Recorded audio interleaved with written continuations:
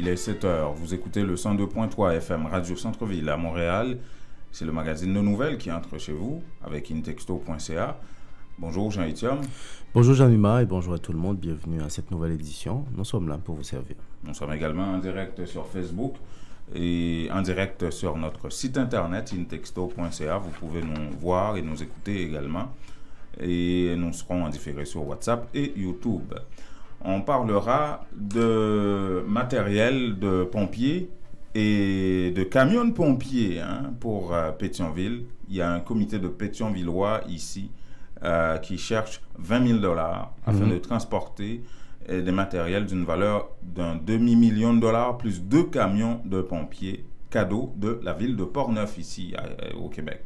Bonne nouvelle quand même pour les Pétionvillois. Oui, mauvaise nouvelle pour les demandeurs d'asile. Ben oui, parce que là, il a fallu à plusieurs organisations impliquant... Dont Solidarité sans frontières. Absolument. Ils ont organisé samedi dernier une manifestation, un mouvement de manifestation au niveau du centre-ville. Pourquoi? Pour demander un moratoire sur le renvoi vers Haïti. Sur le renvoi vers Haïti. Vous aurez des détails sur ça un peu plus tard. Comment ça s'est passé? C'est quoi les plans? Vous aurez des détails. En Haïti, on parlera évidemment de formation de blocs au Parlement, de la confession de plusieurs parlementaires, dont plusieurs sénateurs, qui disent, écoutez, nous ne voulons plus nous mêler du choix du Premier ministre ou même les directeurs généraux.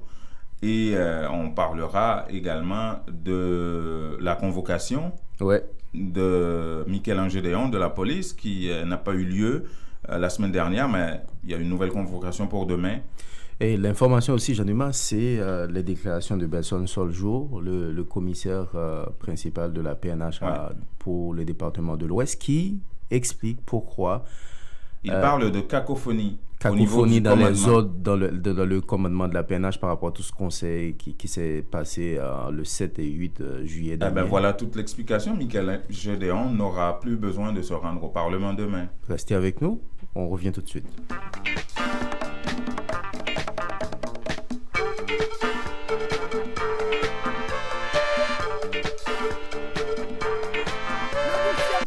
Haïti en folie vous invite au défilé Rara Haïti en folie dans les rues de Montréal avec les groupes Rara Soleil et Rara Jazz ce samedi 28 dès 16h.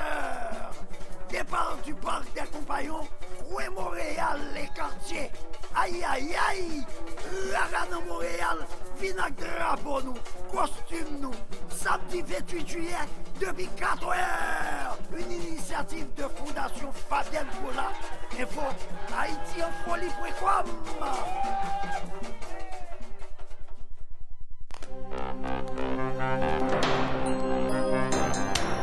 S'il vous plaît, prenez note.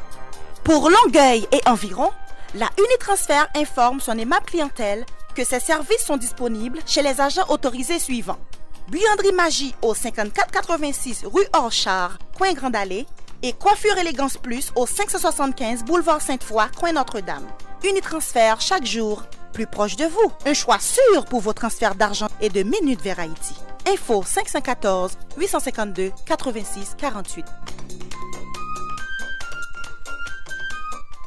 Fondation Fabienne Cola vous invite au 12e festival Haïti en folie du 25 au 29 juillet avec Dany Laferrière, gastronomie, artisanat, spectacle gratuit d'Emeline Michel, Bitova et Emmanuel Auba, Fabrice Rousier, Wesley, défilé Rara, rap créole et plus de 100 artistes.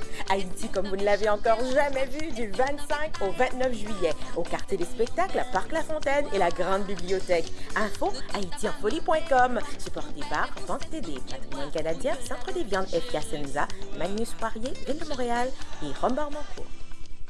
C'est un grand plaisir d'être ici à la Grande Bibliothèque pour cette rencontre organisée par Haïti en folie.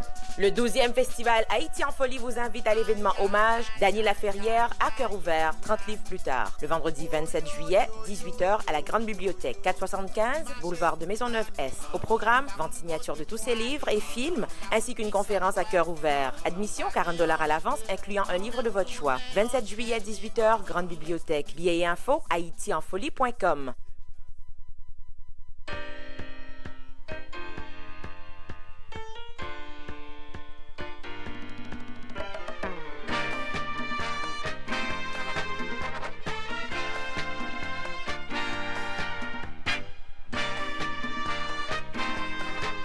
Les nouvelles d'Haïti, les nouvelles des Haïtiens de Montréal. InTexto vous les apporte tous les matins. En audio, en texte, en images, sur 4 plateformes. En direct et en simultané sur le 102.3 FM, Radio Centre-Ville, intexto.ca, sur Facebook et en différé sur WhatsApp. On prend rendez-vous tous les matins, du lundi au vendredi sur le 102.3 FM, Radio Centre-Ville. Bon, ce qu'ils avaient besoin, c'est des casques, des costumes pour entrer dans le feu, puis des haches, puis des bottes, et des caoutchoucs pour des boyaux d'arrosage, des masques d'oxygène, des bonbonnes d'oxygène aussi. Voilà, c'est la voix de Edith Germain. C'est une Pétionvilloise et qui était au cœur de la visite la semaine dernière. De M. Saint-Roch. De M. Saint-Roch, Dominique Saint-Roch, maire de Pétionville, qui était en visite ici au Québec. Il a été jeudi dernier à Portneuf, qui avait un lot de matériel d'une valeur d'1 demi-million de dollars à lui remettre. Au final, qu'est-ce qui s'est passé? On a pu prendre... au grand plaisir de M. Saint-Roch, il a trouvé aussi 2 camions de pompiers, imaginez. Mais maintenant, ça prend des frais de transport. Définitivement. Parce qu'il y a toutes sortes de matériel. Madame Germain vient de faire une petite liste. Une petite liste, effectivement, de ça. Maintenant, il va falloir les envoyer. Et vous ne pouvez pas demander à la ville de Portneuf, quand même, de vous payer le transport. Les frais de transport de ça. C'est un minimum. Et on va écouter de nouveau Edith Germain. Les matériels ont été donnés, mais il y a 2 camions de pompiers. Il doit défrayer des coûts pour les camions, mais des coûts minimes. Puis ensuite, pour le transport en Haïti. Alors, il n'était pas question de camions, mais maintenant, il y a 2 camions de pompiers aussi. Il y a 2 camions de pompiers en plus. En plus. Et les frais de transport s'élèveront à combien? À 20 000 $ canadiens. Et où est-ce que vous allez trouver cet argent? Bon, ça, à date, on ne le sait pas encore. Le maire doit m'appeler demain à son arrivée à Port-au-Prince. Puis moi, je vais former le comité, sensibiliser les gens de Pétionville, voir s'il y a un moyen de le soutenir là-dessus aussi. On a eu une petite rencontre samedi. Il y a certaines personnes qui sont prêts à donner leur support pour ramasser les équipements puis les envoyer en Haïti. Mais pour bien coordonner tout ça, ça prend un comité, Jean-Dumas. Oui, ça prend un comité, ça prend des gens, des Pétionvillois qui doivent se mettre ensemble afin de mener une campagne, ramasser des sous pour trouver les 20 000 $ nécessaires afin d'envoyer ces matériels-là en Haïti. Et Mme Germain explique... c'est elle qui a le mandat de monter ce comité et de diriger tout ça. Et d'ici samedi prochain, ce comité devrait être en place afin de coordonner le tout pour faire en sorte que Pétionville, qui possède déjà un camion de pompiers, ça va faire 3 camions de pompiers, mais qui n'avait pas assez de matériel pour les sapeurs. Il y a une vingtaine de sapeurs-pompiers à Pétionville. Et donc, ça va faire 3 camions de pompiers, une vingtaine de sapeurs. Il y a une vingtaine d'autres sapeurs-pompiers qui sont en formation aujourd'hui. Ça va faire une quarantaine plus 3 camions. Question de gérer la question de feu qui prend dans les marchés. Il y a 7 marchés à Pétionville au total. Écoutons de nouveau Mme Germain. Okay. Alors, vu que le comité n'est pas encore formé, je vais voir avec le comité, puis avec d'autres ensembles de Pétionvilloises et amis. Et j'ai déjà réservé une place samedi c'est un local d'un Haïtien de Pétionvillois, c'est Maurice Jean-Paul. Et le local s'assoivait sur Jarry. Et pour faire une rencontre spéciale avec plusieurs autres Pétionvilloises. Puis là, on va demander les gens qui sont intéressés à faire partie du comité. Mais on a à peu près 3 personnes en vue. On a Barbara Guillaume, on a Clédor Gédéon, puis on a Gilbert Bruno qui se sont portés volontaires pour faire partie du comité. Voilà, pour clore ce chapitre, parlons de demandeurs d'asile et avec des notes pas trop... Justement, il faut dire que samedi dernier, c'était un rassemblement au centre-ville au 10-10 Saint-Antoine. 10-10 Saint-Antoine. Alors, l'objectif, c'était de demander officiellement un moratoire sur les déportations vers Haïti. L'idée serait que, par rapport à tout ce qu'on sait qui s'est passé en Haïti récemment, Haïti devient un pays de moins en moins sûr. OK. Et là-dessus, les organismes qui supportent les demandeurs d'asile sont clairs là-dessus. Ils pensent que c'est nécessaire que le gouvernement Trudeau trouve une formule vraiment de gérer tout ça. Je vais vous proposer d'écouter Franz André, qui est l'un des organisateurs de cette manifestation qui a eu lieu. Je crois que Solidarité sans frontières a participé à ça. Oui. Okay. Avec les violences qui ont eu en Haïti le 6, 7 et 8, le gouvernement a lancé une mise à garde aux ressortissants canadiens de ne pas s'y rendre. Ils ont dit aux ressortissants canadiens qui sont en Haïti, retournez. Ils ont fermé l'ambassade canadienne. Alors, si Haïti représente un risque pour les ressortissants canadiens, pourquoi on déporte des gens qui déjà avaient identifié que Haïti n'était plus un pays sécuritaire et qui ont quitté sur cette base-là? Alors là, maintenant, on les déporte et très souvent, quand ils ne peuvent pas payer leur billet de retour eux-mêmes, on les déporte au coût du contribuable.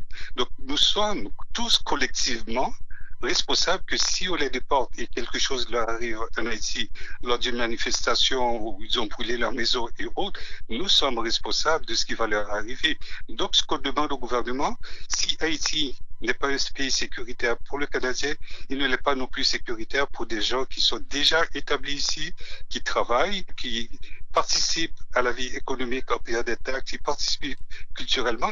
Alors l'intégration se fait. Alors gardons-le ici, la raison pour laquelle nous demandons qu'un moratoire soit mis, tout comme ils ont fait en 2004, laisser ces gens-là une opportunité de démontrer qu'ils sont des citoyens. Voilà. Et ils se sont pas limités à organiser une manifestation. Absolument. Des correspondances ont été envoyées aux autorités pour officiellement parler de cette réalité, de cette demande de moratoire en faveur des déportations vers Haïti.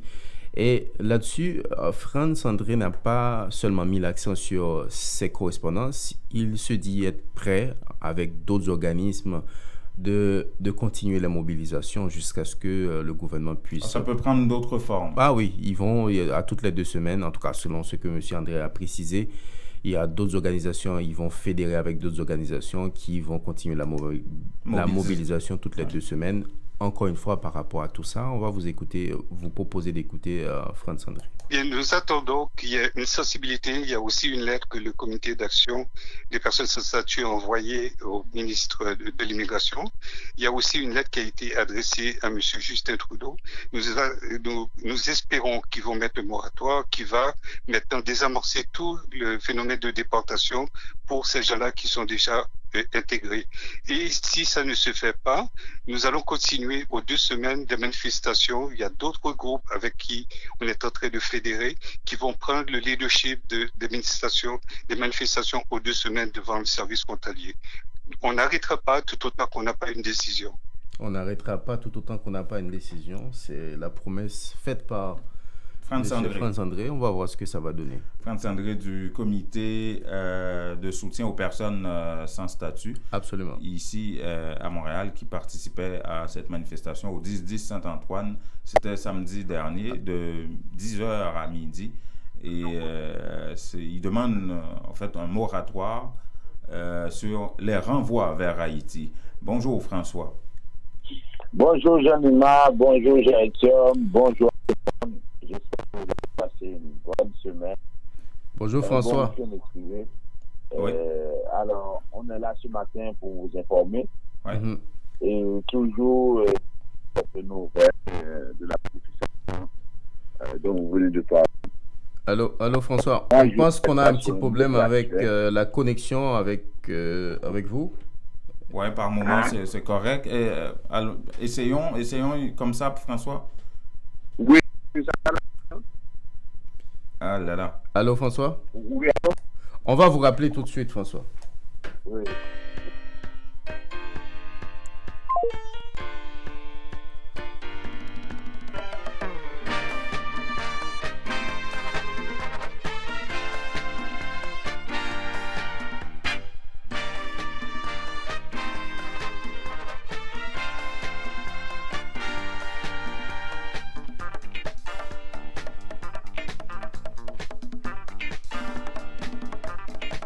Ok, on va voir si ça fonctionne maintenant, François. Ça va maintenant? Oui, moi, on t'entend, mais sauf que il y a... Ça coupe de temps en temps. Ça coupe de temps en temps. Allons-y. Allons-y rapidement. Allô? Allô, François? On a de la difficulté avec... Ça maintenant? Oui, on t'entend là. Ok. Ok, voilà. Alors, je dis qu'on va regarder ça sur un autre aspect. On va regarder les statistiques qui sont données à partir de cette manifestation. Mm-hmm. Et Radio-Canada a présenté un tableau avec le nombre de demandes d'asile présentées par les Haïtiens de février 2017 à mars 2018. Mm-hmm. On parle de 7164 demandes qui ont été déférées à la commission de l'immigration. C'est tout. C'est pour un mois, François. Non, de février 2017 à mars 2018. Ok, c'est pour un an pratiquement. Ok. Allô? Allô, François? Allô? On l'entend, mais difficile. On dirait que son micro est caché ou... là, c'est...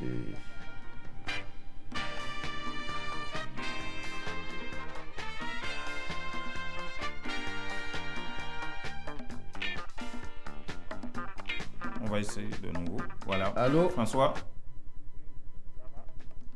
Non. On a vraiment beaucoup de difficultés à t'écouter ce matin.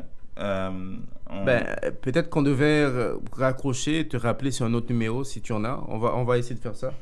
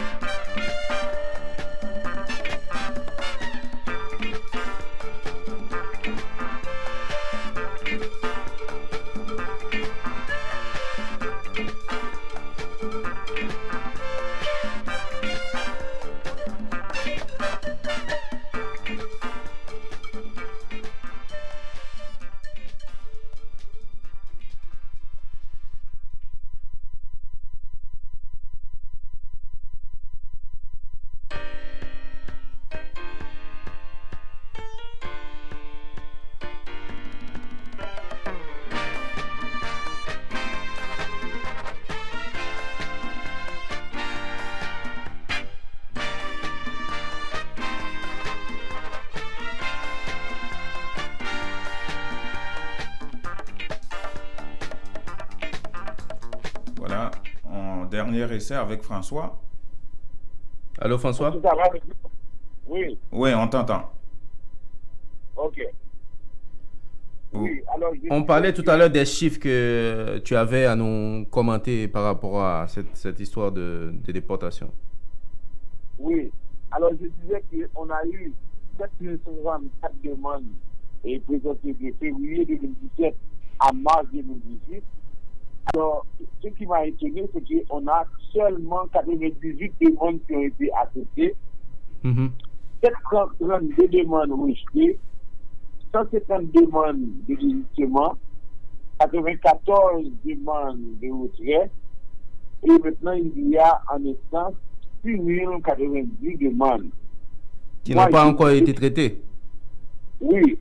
Alors, ça veut dire qu'on a 98 demandes qui ont été acceptées sur 732 demandes rejetées. Ça veut dire que c'est à peu près 10% des demandes. Moi, ce que j'ai trouvé très anormal, je dis que duquel je ne réponds pas parce que moi, j'ai fait le décompte pendant cette période-là. Moi, j'ai constaté que j'ai eu 22 demandes acceptées. 3 seulement. Allô? Allô? Ça ne finit pas aujourd'hui. Ouais. C'est compliqué cette affaire. Allô, François? Ouais, bon, on reviendra avec François demain. On a assez de difficultés techniques avec la ligne ce matin. Malgré que c'était très intéressant, ouais. Ça aurait fallu qu'on ait faire un suivi par rapport à cette manifestation qui a eu lieu samedi dernier au 10-10 Saint-Antoine à Montréal et en faveur d'un moratoire sur le renvoi des demandeurs d'asile. À peu près 10% de demandes qui ont été acceptées jusqu'à présent. Parmi plus de 7000 demandes sur un an pratiquement. Oui, sur un an. Alors, restez avec nous, on marque la pause et puis on revient. On fait une pause.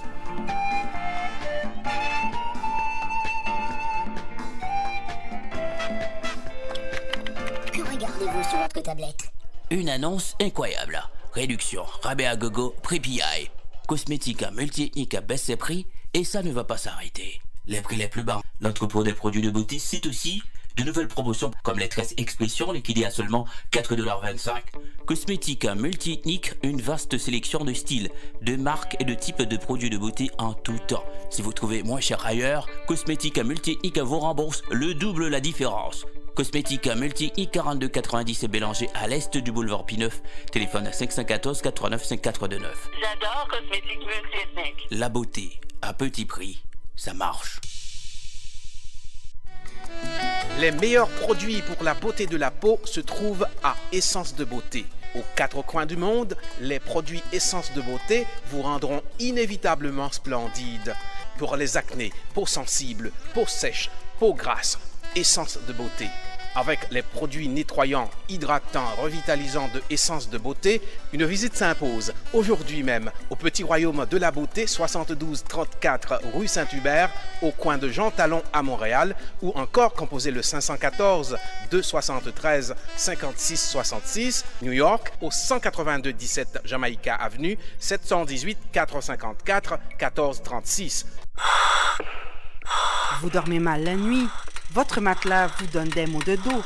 Eh bien, la Maison du Matelas Confort Plus a le somnifère pour vous. En plus des matelas confortables, vous trouverez chez Confort Plus tous les électroménagers à des prix d'entrepôt. 3 adresses pour vous servir. 5600 Henri Bourassa Est, local 34, téléphone 514 315 46 48. Au 6425 Boulevard Léger à Montréal-Nord, téléphone 514 321 53 98 et au 2940 rue Remembérance à La Chine, téléphone 514 658 93. Votre confort est à la Maison du Matelas. Ou al fait affaire avec une compagnie de green gauche tête bobèche pour régler dossier immigration au Canada pour te faire économie bout de chandelle ou vinn plein on prend refus parce que dossier mal préparé, formulaire t'es mal rempli ou même qui te voulait ça me t'es parlé. Tu vois, pour le même genre de dossier, ti George WhatsApp, Fanny, Madame Joe Facebook et moi-même avions tous obtenu satisfaction pour avoir fait affaire avec Vision Max Service, cabinet spécialisé en immigration. Vous qui rêvez d'immigrer, d'étudier au Canada ou tout simplement de visiter le pays, Vision Max Service. Vous comptez demander un super visa, venir investir ou vous établir en tant que travailleur qualifié. Vision Max Service, un label de qualité. Vision Max Service, c'est le travail de professionnels qui étudient, traitent, suivent votre dossier. Ils vous conseillent, vous encadrent, vous accompagnent dans toutes vos démarches pour des résultats 100% excellents. 273 Lalu, coin Ruelle Vaillant, Port-au-Prince, Haïti. Téléphone 48 20 78 18, 22 09 76 82. Montréal 438 876 93 98.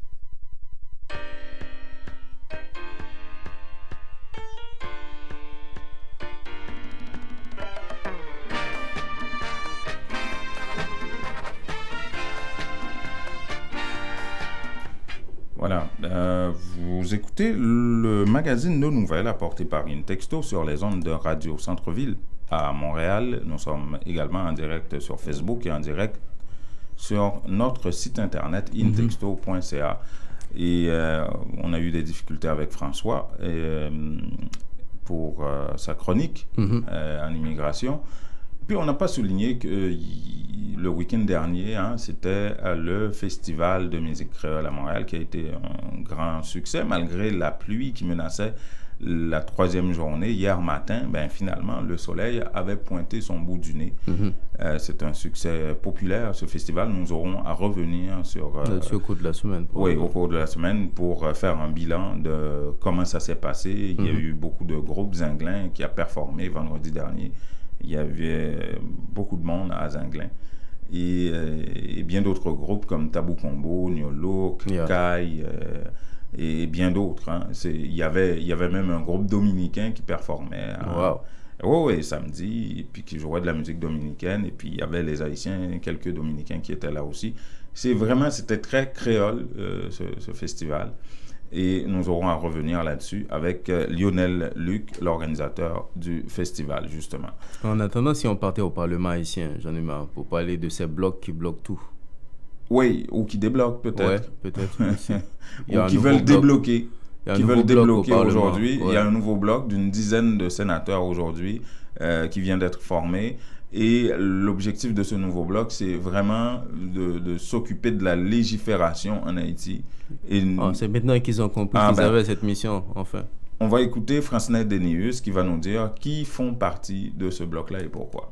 C'est Oni Célestin qui est président bloc-là, Jean-Rigo Bélizer qui est vice-président, Garcia Delva qui est secrétaire, moi-même Francnet Denius qui est porte-parole. Nous gagnons Pierre-François Sildor, vice-président Sénat, qui est membre là-dedans, Wilfried Gélin, vice-questeur, qui est membre tout, Jean-Marie Ralph-Fétière, qui est membre, Naoun Marcellus, qui est membre, Denis Cado, qui est membre, sénateur Honor-Dieu, qui est membre. Et groupe ça, il y a une ligne que la suivre, il dit 1, il parlant négocier pour poste ministériel, pour poste directeur général, lui encourager l'autre sénateur, l'autre député pour ne pas faire le tout, et lui conseiller président pour lui pas chita négocier avec parlementaire pour monter gouvernement parce que il y a un pouvoir exécutif qui a exercé action et gouvernement qui a exécuté loi, il y a un pouvoir législatif qui a contrôlé. Et comme nous avons tête nos objectifs pour nous contrôler l'action gouvernementale, nous décidons pour ne pas rentrer dans l'INSA que nous connaissons peu pas ici en lui-même. On va voir comment ça va se passer pour le contrôle finalement du gouvernement au niveau du Parlement haïtien. Enfin. Absolument. Et là, il y a ce groupe-là, ce bloc-là qui est formé, mais c'était un secret de Polichinelle que les parlementaires étaient depuis des années, depuis plusieurs législatures, impliqués et faisaient pression pour avoir leur pion, que ce soit au gouvernement, que ce soit à la douane, comme des directeurs généraux un peu partout, dans les organismes publics.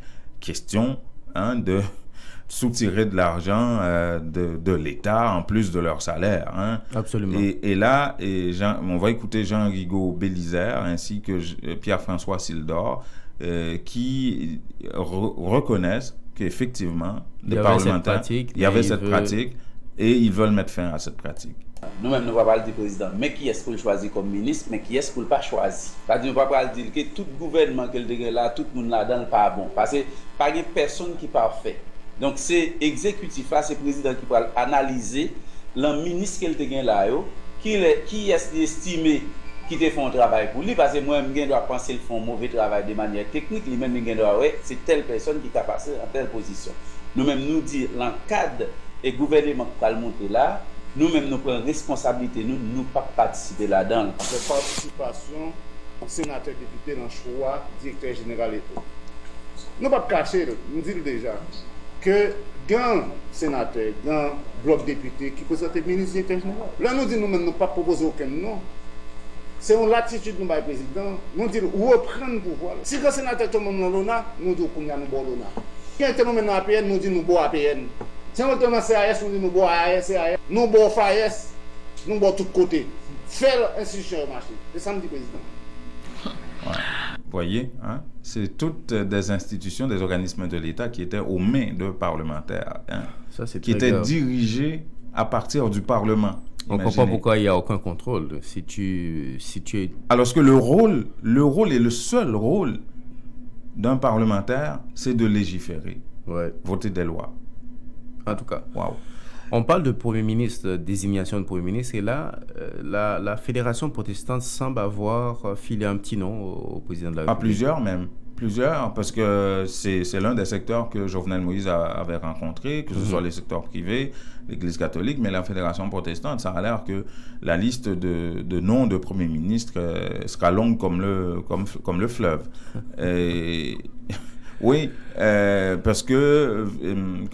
Exantus, Sylvain Exantus, confirme qu'effectivement, le week-end dernier, la Fédération protestante a soumis quelques noms au chef de l'État et ils ont eu une discussion assez franche avec Jovenel Moïse, et à savoir, il faudrait quand même laisser ce premier ministre-là qu'il va choisir travailler librement.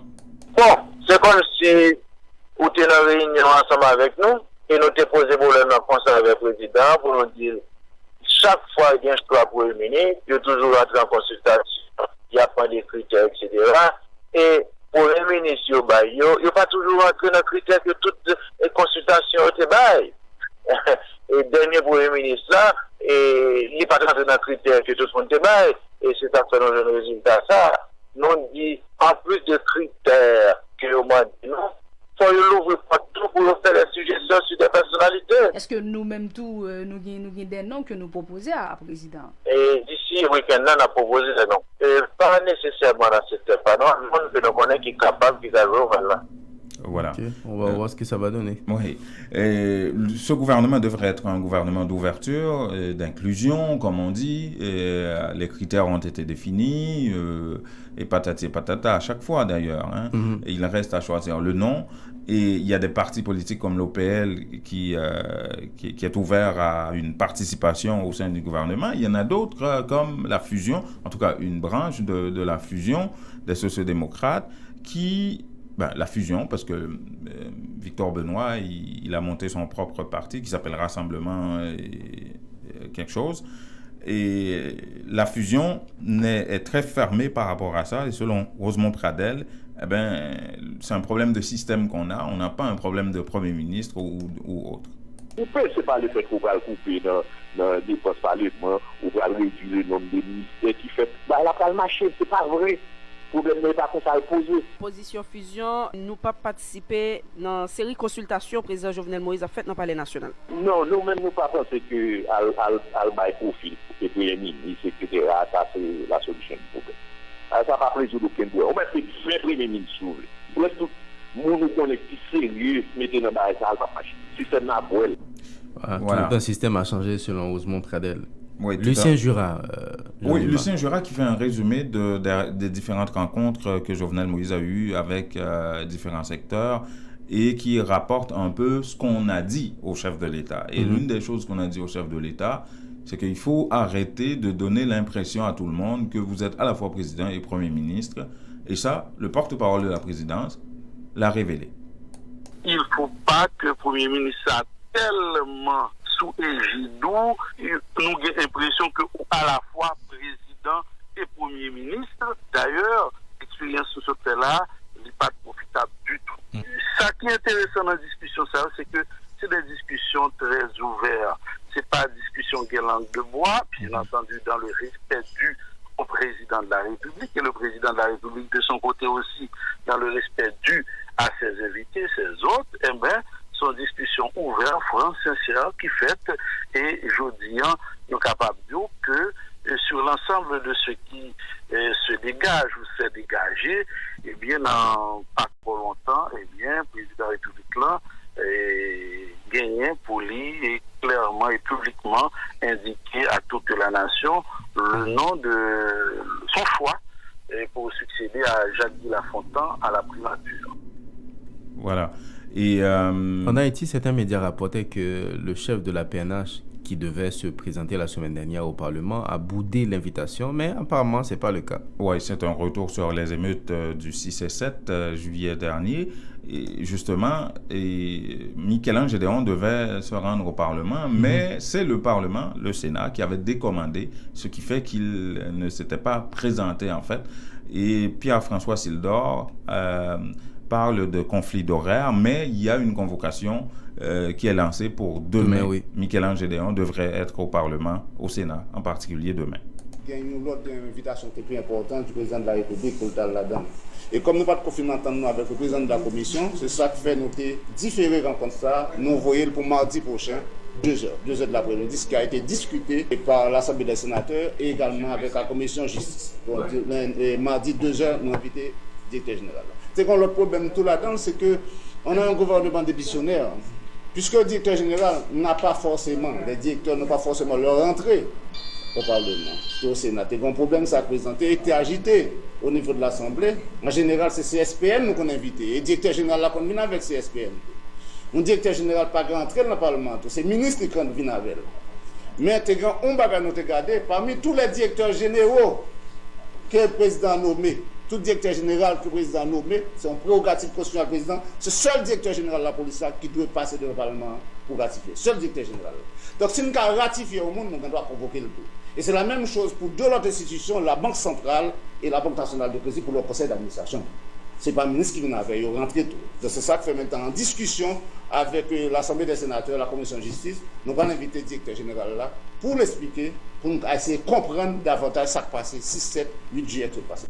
Voilà. On reste dans le même chapitre. Oui, mais Michel-Ange Gédéon n'aura pratiquement pas besoin de se rendre au Parlement, puisque son directeur départemental de l'Ouest a donné les explications par rapport à ce qui s'est passé, Jean-Étienne. Ouais. Il parle, Berson Soljour, de cacophonie au niveau du commandement. Ouais, et ça, c'est quelque chose de très grave. Ouais. Il a expliqué aussi que la PNH n'avait pas l'effectif qu'il devait avoir à 33%, 32%, c'est pas beaucoup de gens là. On ne va pas peut-être dans les commentaires, si c'est possible, qu'est-ce qui s'est passé réellement. C'est un problème que nous avons gagné dans cette période-là à partir de contrôle que nous faisons monter à 32% des effectifs. Dans vendredi soir, samedi matin, ils descendent à 30. Pas oublier qu'il y a des policiers qui font naï et tout le monde va vivre même état de santé. Donc les gens qui ont naï, ils ne sont pas capables de continuer. Donc on est réduit à 30% de l'effectif là. Mais il y a un problème que nous-mêmes, comme professionnels, moi-même, moi j'étais toujours à parler à supérieur qui me donne contact pour que nous ayons une cellule de crise ou encore un poste de commandement unique. Moi, je pense que c'est là, on a senti, il n'y a pas de suivi des faits, à telle enseigne que le dimanche, moi je fais une correspondance que nous avons là, que moi je demandé à DCPA pour que nous constituions un poste de commandement unique. Donc, nous faisons droit à demander ça que le lundi. Donc, moi-même, moi pensais que nous avons un problème, il y a un cafophonie dans l'autre qui tape. Donc, nous avons un problème, mais ensemble d'autorités qui ont droit, mais tape d'instruction. Donc, qui fait que tu manqué une stratégie d'ensemble. Voilà, une stratégie d'ensemble. Il manquait une stratégie d'ensemble, comment expliquer le... Cacophonie. Ouais, stratégie d'ensemble. Une cacophonie qui venait d'où? Il recevait des ordres du palais et des ordres de la direction de la PNH. Et il ne savait plus quoi faire, lui. Waouh! Bon, laissons tout ça de côté. Parlons des promesses non tenues de Jovenel Moïse. Cette fois, c'est pas à propos d'électricité. Là. De toute façon, lui, il s'est fixé un délai. On n'a pas, ce délai-là n'est toujours pas expiré. On va pas soulever ces promesses-là, mais des promesses non tenues aux petits marchands et du marché en fer. Marché en fer, oui. Ouais. Et là, apparemment, selon qu'avait annoncé le Jovenel Moïse, dans 7 mois, le marché allait être reconstruit. Et puis tous les mois, il allait y avoir un petit quelque chose pour aider les petits commerçants à reconstruire leur commerce. Mais non, C'est pas le cas. Nous perdons, nous n'avons personne qui a dit nous rien parce que nous n'avons pas de douanier, nous n'avons pas franchise douanière pour nous. Depuis ça, désespoir et souffrance, blaye dans mi-temps famille nous. L'eau dans genou, pas jambe qu'à sécher. Côté l'école, si moun nou pas qu'à payer, yo rive pas même composer. Allez voir puis yo t'apprend canet pour tête l'argent. Machan sa yo dénoncé attitude d'autorité dans gouvernement yo qui te promettent pour ba yo moyen pour aider yo reprendre ak activité yo comme ça doit. Jovenel, ou te vin là ou dit comme ça, ou baye machan yo, on ti boucan de ton bouilli chaque mois. C'est pas une fois nous chaque mois. Même une fois pas arriver baye. Et pour dire marché il l'a fait avant 7 mois n'a pas marché. Président Jovenel, ou te dit peuple a parlé ou tendez. Nous mandons pressé. 1. Justice et réparation. 2. Reconstruction marché sans perdre de temps. 3. Crédit pour nous relancer commerce nous à qui on taux qui très bas dans BNC. En plus conférence pour la presse, Machan yo compté organiser plusieurs manifestations dans mi-temps ville Port-au-Prince pour forcer autorités yo respecter promesses yo te fait yo. Si c'est pas ça président, nous toutes Machan n'a fait un seul pour nous faire une manifestation et puis pour nous bloquer la ville là, river dans ministère yo. Nous demandons président, il faut que ça suspende. Si que le pas fait dans sens que pour faire là, nous même n'a bloqué la RIA, n'a passé revendication comme ça doit. Le 12e festival Haïti en folie vous invite au défilé Rara Haïti en folie dans les rues de Montréal avec les groupes Rara Soleil et Rara Jazz ce samedi 28 dès 16h. Départ du parc des Compagnons, rue Montréal, les quartiers. Aïe aïe aïe, Rara dans Montréal, vinac drapeau nous, costume nous. Samedi 28 juillet, depuis 4h. Une initiative de Fondation Fabienne Poula. Info haïtienfolie.com.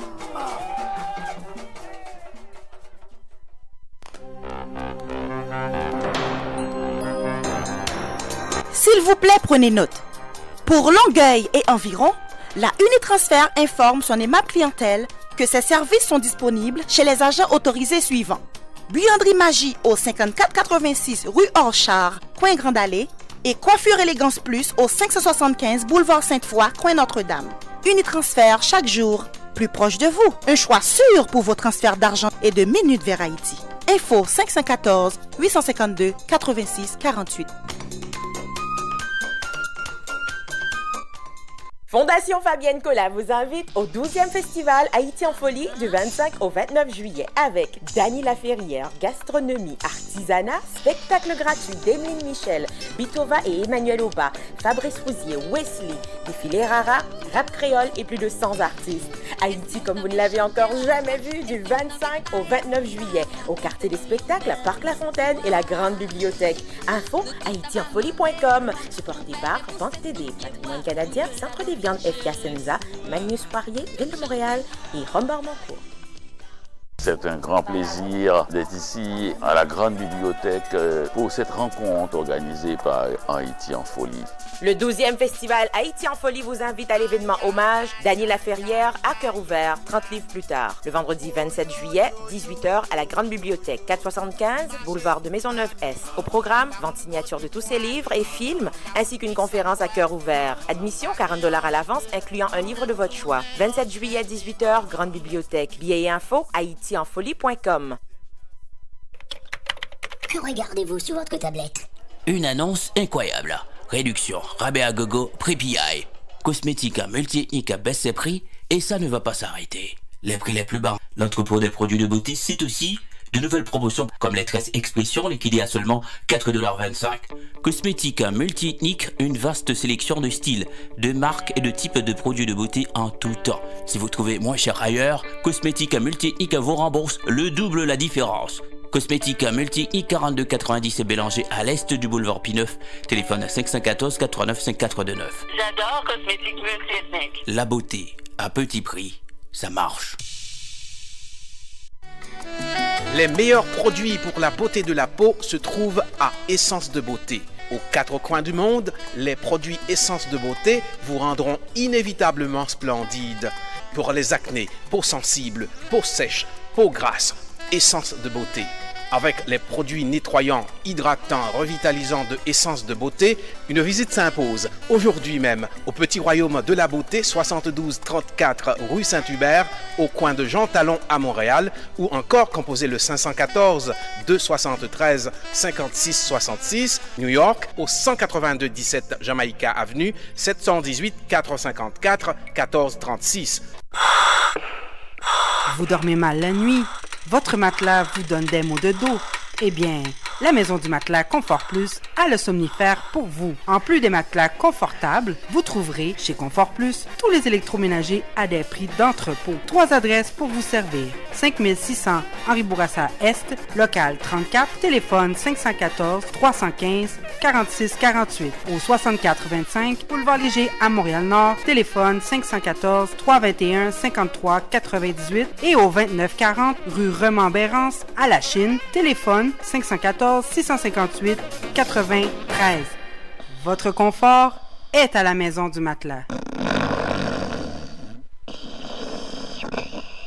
Ou al fait affaire avec une compagnie de green gauche tête bobèche pour régler dossier immigration au Canada pour te faire économie bout de chandelle ou vinn plein on prend refus parce que dossier mal préparé, formulaire t'es mal rempli ou même qui te voulait ça me te parler. Tu vois, pour le même genre de dossier, Ti George WhatsApp, Fanny, Madame Joe Facebook et moi-même avions tous obtenu satisfaction pour avoir fait affaire avec Vision Max Service, cabinet spécialisé en immigration. Vous qui rêvez d'immigrer, d'étudier au Canada ou tout simplement de visiter le pays, Vision Max Service. Vous comptez demander un super visa, venir investir ou vous établir en tant que travailleur qualifié. Vision Max Service, un label de qualité. Vision Max Service, c'est le travail de professionnels qui étudient, traitent, suivent votre dossier. Ils vous conseillent, vous encadrent, vous accompagnent dans toutes vos démarches pour des résultats 100% excellents. 273 Lalu, coin Ruelle Vaillant, Port-au-Prince, Haïti. Téléphone 48 20 78 18, 22 09 76 82. Montréal 438 876 93 98.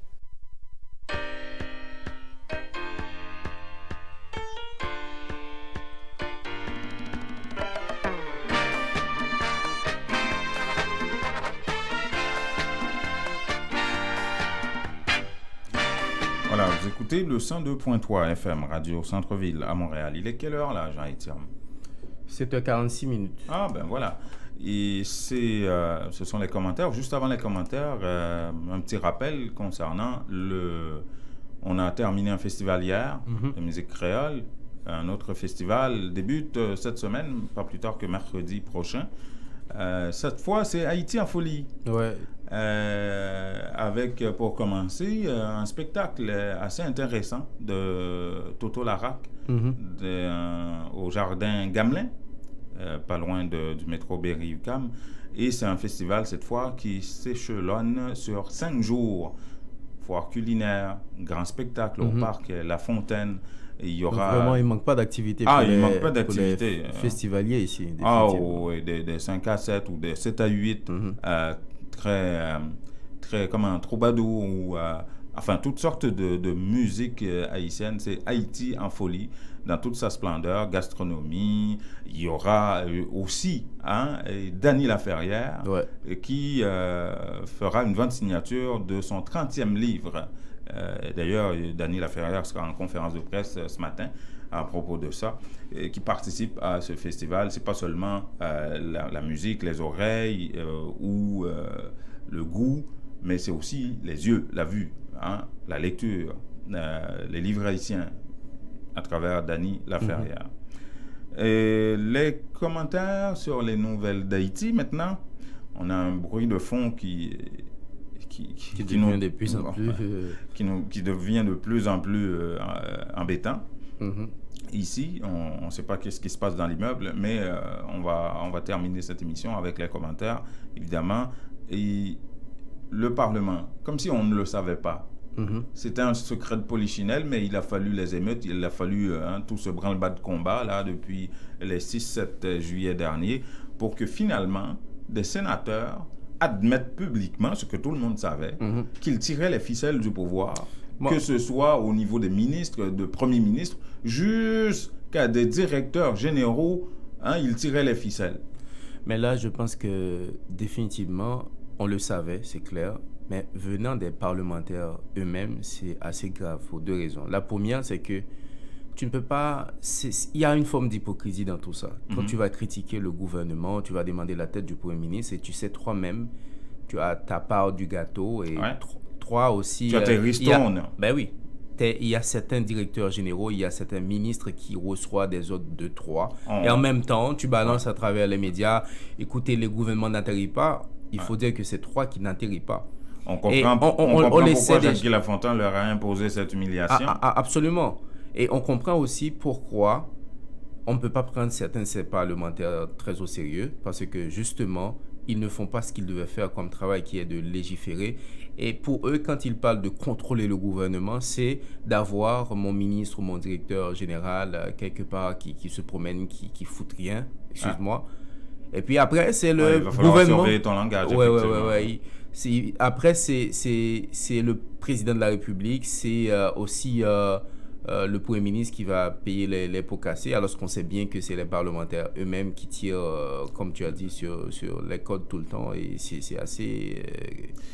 la justice haïtienne devait vraiment prendre ses responsabilités, demander des comptes à ces parlementaires-là qui avouent publiquement qu'ils avaient leur pion dans tout ça. J'ai vu ça passer dans les nouvelles. Ça se passe au Honduras ou au Nicaragua, je ne me souviens plus, mais c'est en Amérique latine. Il y a un juge qui a ordonné l'arrestation de 38 parlementaires et fonctionnaires de l'État pour collusion, corruption, délit d'initié.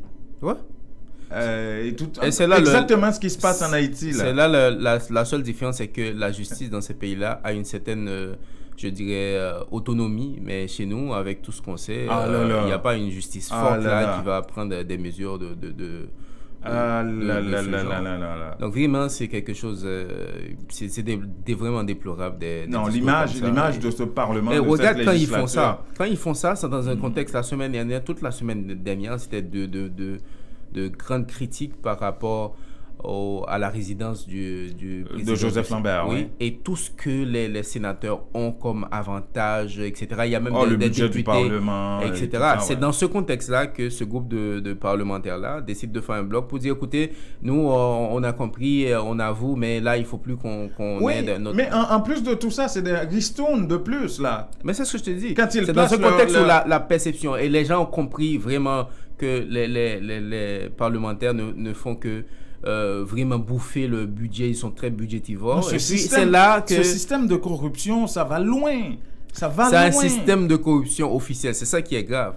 Quand tu as un système de corruption classique où les gens, il y a des corrupteurs, des corrompus, mais quand c'est des gens de l'État qui devaient contrôler tout ça, qui s'impliquent dans ça formellement, officiellement, qui n'ont pas peur de dire oui, on a fait ça, il faut se demander vraiment où est-ce qu'on est, où est-ce qu'on veut aller définitivement. Comment ils font et comment est-ce qu'ils veulent qu'on les appelle des sénateurs ou des députés du peuple, sénateurs de la République? Mais quelle République? Quel peuple? C'est ça, on sait bien de quoi on parle. C'est comme le président du Sénat au début de la semaine qui dit, écoutez, effectivement, on a une résidence pour le président du Sénat qui vaut presque 8 millions. Le lendemain, il dit, on va couper les budgets des parlementaires parce qu'ils ont trop d'argent. On va le couper. C'est des discours comme ça. Et dès que la perception où les gens ont compris comment ils bouffent l'argent des gens, et d'un coup, ils sont devenus très honnêtes, très coopérants, Ça va être difficile pour cette législature de remonter cette pente descendante de la mauvaise perception que la population a d'eux-mêmes. Et je ne vois pas comment. Parce que les scandales s'accumulent concernant le Parlement, que ce soit au niveau de leur implication dans le pouvoir, les ristournes des directeurs généraux, des ministres, un peu partout. C'est incroyable. Et il y avait même l'idée qu'un parlementaire, que Joseph Lambert devienne Premier ministre, laisse son poste pour devenir Premier ministre. Il allait... Oh là là! C'est assez compliqué au Parlement haïtien, définitivement. Ouais, finalement, Michel-Ange Gédéon n'aura pas besoin de se rendre au Parlement. Il va falloir qu'il aille... Quand même. Ben oui, parce qu'il est quand même le chef de la PNH. Oui, mais Belson Soljo a tout dit, là. Mais, Jean-Numa, il y a plusieurs choses à considérer dans les discours de Belson Soljo. Il y en a que je ne comprends pas, il y en a que D'abord, je comprends que il peut y avoir un problème d'effectif d'une façon générale. Mais je n'ai pas compris, à un moment spécifique où on a besoin de la PNH, c'est pas 25% qui ne sont pas disponibles. C'est pratiquement 70% de la PNH. Et pendant 2 jours. Spécifiquement dans cette période, qui ont travaillé le soir, 70 sous chaque 100 agents de la PNH, avec toutes ces unités qu'on sait qu'il y a de la PNH, 70 sous chaque 100 n'étaient pas disponibles pour ça. Moi, je n'ai pas compris. Si la PNH n'existe pas, il faut le dire. Et c'était pendant 2 jours. C'est justement le même problème qu'on disait tout à l'heure. C'est très grave que c'est un chef de la PNH, un responsable de la police nationale, qui vient expliquer à tout le monde qu'on avait un problème d'effectifs jusqu'à 70%. Où étaient passés les policiers? Pourquoi? Non. Mais le plus grave, oui, ça c'est grave aussi, mais le plus grave, c'est le fait par M. Soljour de préciser qu'il y avait une cacophonie au niveau du commandement. Ça venait d'où? Et comment? J'allais venir sur ça. Quand tu as la force d'une force de police ou d'une armée, c'est les commandements, c'est la hiérarchie.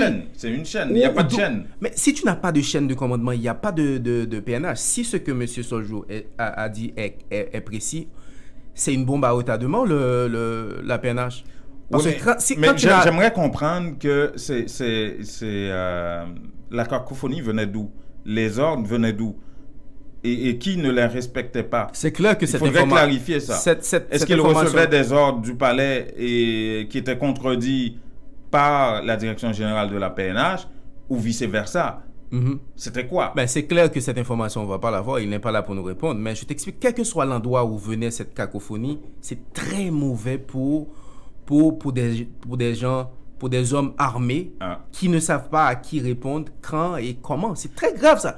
Moi, je pense qu'il y a un autre problème de communication réel. C'est des choses peut-être réelles, vraies, mais on se demande, est-ce que c'est bon de venir vraiment dire à tout le monde qu'on n'a pas de commandement clair et que sur 100 policiers, 70 n'étaient pas là, ils étaient où, on ne savait pas. C'est très, très, très, très grave et je pense que quelque part, c'est même irresponsable. Oui, mais en même temps, tout le monde réclame une explication. Tout le monde veut comprendre. Il va falloir à un moment donné qu'on dise la vérité aux gens. Absolument. Je comprends que ce n'est pas des choses qui normalement devraient se dire, mais vu la situation, vu le contexte, on doit fournir une explication à tout le monde. Là. Moi, je pense que ce n'est pas seulement fournir une explication, il faut aussi responsabiliser les gens. Les gens qui ont des fautes dans ça, il faut qu'on puisse... Oui, personne n'est responsable. Voilà, c'est pas seulement Jacques-Guy Lafontaine qui a perdu son poste. C'est la présidence qui va te dire la PNH n'a pas répondu. C'est la PNH qui va te dire que je n'avais pas reçu les ordres clairs. Non. On est où? Il faut qu'on puisse se responsabiliser. C'est quoi ce pouvoir-là? Comment c'est organisé tout ça là? Il va falloir demander ça à Jovenel Moïse. On a un grave problème. Et peut-être qu'il pourra te donner des explications. Ah bon?